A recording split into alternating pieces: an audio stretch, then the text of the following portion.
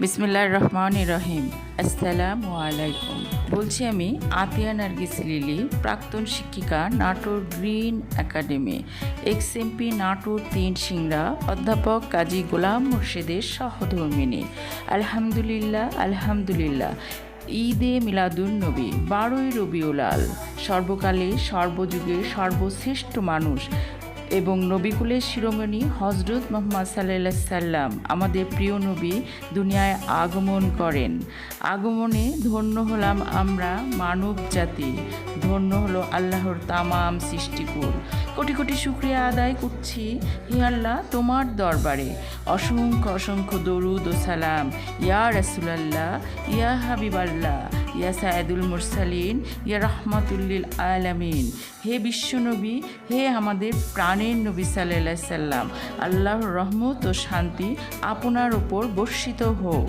ইতিহাস সাক্ষ্য দেয়, সারা বিশ্বের মানুষ যখন ধর্ম জ্ঞানহীন, চরম নৈরাজ্য, জুলুম, অত্যাচার, নির্যাতনের শিকার হয়ে অজ্ঞানতার অন্ধকারে হাবুডাবু খাচ্ছিল, বিশেষ করে গোটা আরব জাহান যখন আইয়ামে জাহেলিয়া, অন্ধকার যুগ, জ্ঞান, ধর্ম, সুনীতি এবং সভ্যতার সকল দিক দেয়া, তখন পৃথিবী ছিল ডুবন্ত অন্ধকার সমুদ্রে।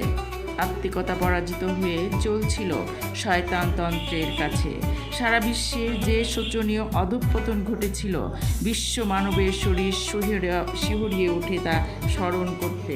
ঠিক সেই সময় বহু আকাঙ্ক্ষিত, একান্ত প্রতীক্ষিত, দিশেহারা, নিষ্পেষিত মানবতার মুক্তি ও ত্রাণকর্তা হিসাবে 570 খ্রিস্টাব্দে 12ই রবিউল আওয়াল মাস সোমবার সুবহ সাদিকের সময় বিশ্ব শান্তির বার্তা নিয়ে মা আমিনার কোল উজ্জ্বল করে নূরের রবি নূর মোহাম্মদ সাল্লাল্লাহু আলাইহি সাল্লাম পৃথিবীর বুকে সশরীরে আত্মপ্রকাশ করলেন। মহান সৃষ্টিকর্তা তার শেষ নবী এবং প্রিয় নবী রাসূল হজরত মোহাম্মদ ইবনে আবদুল্লাহকে সাল্লাল্লাহু আলাইহি সাল্লামকে এই পৃথিবীতে পাঠালেন। পঙ্কিল দুনিয়ার সকল অনাচার অবসান ঘটিয়ে শান্তি প্রতিষ্ঠার দায়িত্ব দিয়ে পাঠালেন। আল্লাহর হেদায়েতের জ্যোতি দিয়ে তিনি মিথ্যার ওপর সত্যকে বিজয় করে দেন। বিশ্বনবী হজরত মুহাম্মদ সাল্লাল্লাহু আলাইহি সাল্লাম আল্লাহর সিদ্ধান্তে পৃথিবীর পাল্টে দিলেন। তিনি সমগ্র মানব জাতির মুক্তিদূত, সম্মানিত নেতা ও নবী রাসূলের সারা বিশ্বের সবকালে সব মানুষের জন্য একমাত্র অনুসরণিকা। তিনি একজন শুধু ধর্ম প্রবর্তক নন, ঘুণে ধরা মানব সমাজের জরাজীর্ণ কাঠামোর সফল পরিবর্তনকারী হিসাবে সর্বমহলে স্বীকৃত। তিনি সর্বশ্রেষ্ঠ সর্বশেষ নবী, মহানবী হজরত মুহাম্মদ সাল্লাল্লাহু আলাইহি সাল্লাম। তিনি অসাধারণ গুণাবলীর অধিকারী। তার নম্রতা, ভদ্রতা, বদন্যতা, সত্যবাদিতা, ন্যায়পরায়ণতা, কর্তব্যনিষ্ঠা এবং সত্যের প্রতি অবিচল অনুরাগ প্রভৃতি চারিত্রিক নির্মলতার অনুপম গুণাবলী নিয়ে তিনি সারা বিশ্বে সব মানুষের জন্য একমাত্র অনুসরণিকা। তিনি সারা বিশ্বের সব সামাজিক, রাজনৈতিক ও নৈতিক বিষয়ে অভূতপূর্ব সংস্কার সাধনের সঠিক পথ নির্দেশনা দানকারী। বিশ্বনবী হজরত মুহাম্মদ সাল্লাল্লাহু আলাইহি সাল্লাম সারাটা জীবন অতিবাহিত করেছেন মানুষের মুক্তি সাধন, ঐক্য ও সুসভ্য জাতি হিসাবে গড়ে তোলার জন্য। আল্লাহ পাক নবীজি সাল্লাল্লাহু আলাইহি সাল্লামকে প্রেরণ করেছেন সারা বিশ্বের রহমত হিসাবে। পবিত্র কোরআনে বর্ণিত হয়েছে, সূরা আহজাব আয়াত 45-46, হে নবী, আমি অবশ্যই আপনাকে পাঠিয়েছি সাক্ষী, সুসংবাদদাতা, সতর্ককারী এবং আল্লাহর দিকে তার অনুমতিক্রমে আহ্বানকারী উজ্জ্বল প্রদীপ হিসাবে। পবিত্র কোরআনে আরও বর্ণিত হয়েছে, সূরা আম্বিয়া আয়াত 107, আমি তো আপনাকে ঈমানদারদের জন্য রহমত রূপে প্রেরণ করেছি। পবিত্র কোরআনে আরও বর্ণিত হয়েছে, সূরা আরাফ আয়াত 158, বলুন হে মানুষ, আমি তোমাদের সকলের জন্য সেই আল্লাহর প্রেরিত রাসূল, যিনি সমগ্র আকাশ ও পৃথিবীর মালিক। তিনি ছাড়া আর কোনো ইলাহ নেই। তিনি জীবন দান করেন এবং মৃত্যু ঘটান। সুতরাং তোমরা আল্লাহ আর তার রাসূল উম্মি নবীকে বিশ্বাস করো, যিনি আল্লাহ আর তার বাণীকে বিশ্বাস করে আর অনুসরণ করো, যাতে হেদায়েত পাও। পবিত্র কোরআনে আরও বর্ণিত হয়েছে, সূরা হাশর আয়াত 7, আর রাসূল তোমাদের যা প্রদান করেন তা গ্রহণ করো এবং যা থেকে তোমাদের নিষেধ করেন তা বর্জন করো, আর আল্লাহকে ভয় করো, নিশ্চয়ই আল্লাহর শাস্তি দানে বড়ই কঠিন। মানুষ সৃষ্টির উদ্দেশ্য হলো আল্লাহর পরিচয় প্রকাশ করা। নবী রাসূল প্রেরণের লক্ষ্য হলো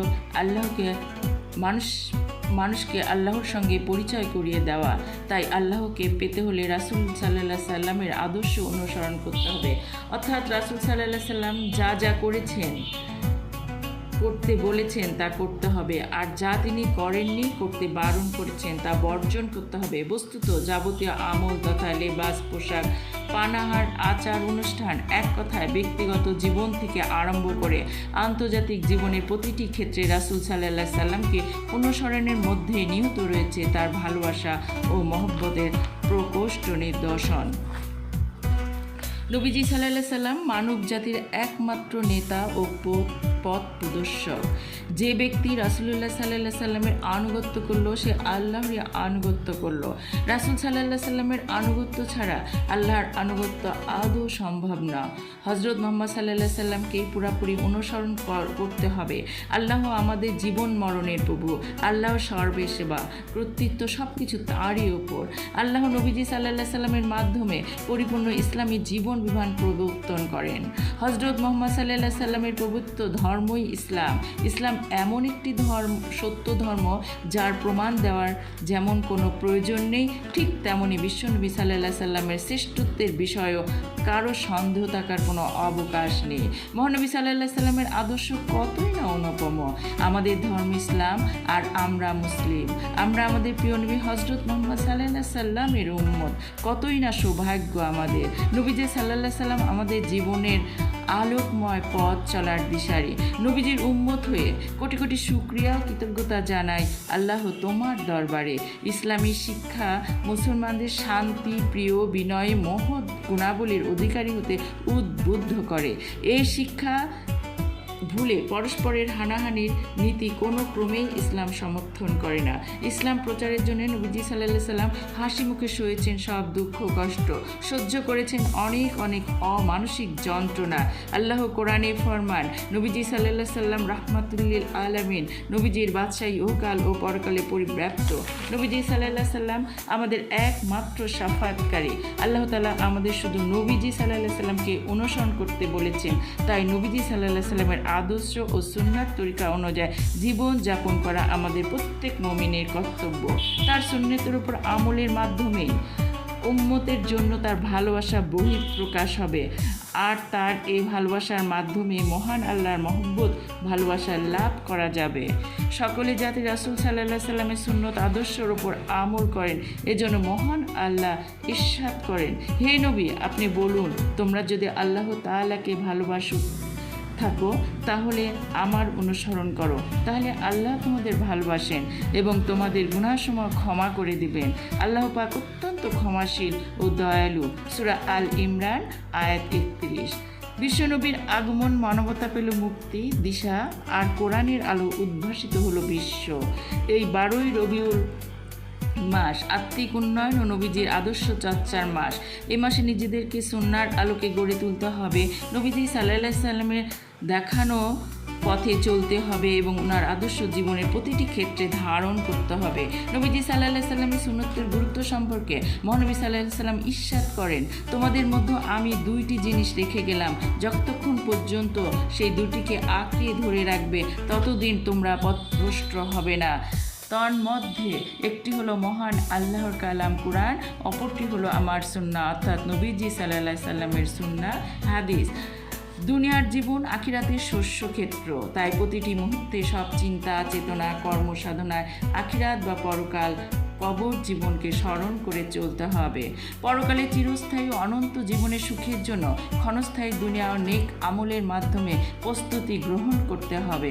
আমাদের জীবনের যাবতীয় কর্মকাণ্ড একমাত্র এক অদ্বিত আল্লাহর হুকুমে এবং তার প্রেরিত রাসূল সাল্লাল্লাহু আলাইহি সাল্লামের তরিকা অনুযায়ী সম্পন্ন করব। এটা আমাদের ঈমান।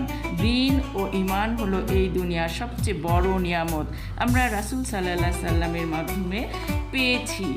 আসসালাতু ওয়াসসালামু আলাইকা ইয়া রাসূলুল্লাহ, আসসালাতু ওয়াসসালামু আলাইকা ইয়া নবিয়াল্লাহ, আসসালাতু ওয়াসসালামু আলাইকা ইয়া সাফিয়াল্লাহ, আসসালাতু ওয়াসসালামু আলাইকা ইয়া হাবিবাল্লাহ।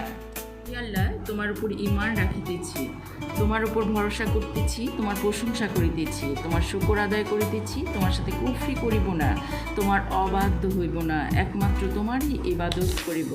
হে আল্লাহ, তোমার কাছ থেকে চাই দৃঢ় ঈমান, সাচ্চা ইয়াকিন, পর্যাপ্ত রিজিক, ভীতিপূর্ণ অন্তর, তোমার স্মরণে লিপ্ত জবান ও পাক হালাল উপজ্জন, সত্যিকারের তওবা, নেক হায়াত, মরণকালে শান্তি ও মার্জনা, বারবার তোমার হাবিবের রওজা জিয়ারত ও দর্শন, মৃত্যুর পর রহমত হিসাবে রেহাই, বেহেশত লাভের সাফল্য, দোজখ থেকে নাজাত। হে আল্লাহ, মেহেরবানি করে কামেল হেদায়েতের পর উন্মুক্ত করে দাও।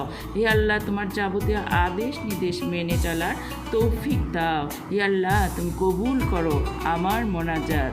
ভুল ত্রুটি মার্জনীয়, দোয়া চাই, দোয়া করো।